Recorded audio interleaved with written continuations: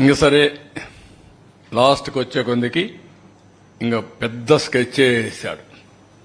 మనందరి జుట్టు ఆయన చేతల్లో పెట్టుకోవాలనుకున్నాడు. కడాన ల్యాండ్ టైటిలింగ్ యాక్ట్. ఇది చూస్తే ఈ యాక్ట్ చూస్తేనే భయంకరం. మొత్తం నీతి ఆయోగ్ చెప్పింది నేను చేశా అన్నాడు. దేశంలో ఎక్కడా ఈ చట్టం అమలు కాలేదు. ప్రజల ఆస్తులందరూ కూడా భయపడిపోయే పరిస్థితికి వచ్చారు. ఇది చూసిన తర్వాత మీరు చూస్తే నో అపీల్స్, సివిల్ కోర్ట్సే లీవ్, నేరుగా హైకోర్టుకే వెళ్ళాలి.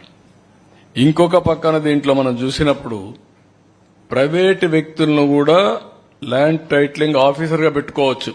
అంటే ఆయన సాక్షిలో పనిచేసిన పెడతాడు. మన సాక్షిలో పనిచేసిన గవర్నమెంట్లో పెట్టాడు. అదే మరి వాళ్ళ గుమస్తాలందరినీ తీసుకుని పెట్టుకునేవాడు. అంటే ఎంత అహంభావం. అందుకే ఈ యాక్ట్ ని ఫస్ట్ కేబినెట్ లోనే తీసుకొచ్చాం, రద్దుకు రికమెండ్ చేశాం, దాన్ని రద్దు చేస్తున్నాం.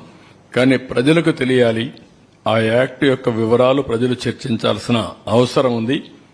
అందులో ఉండే దురుద్దేశాలని అర్థం చేసుకోవాలని చెప్పి నేను కోరుతున్నా. నెక్స్ట్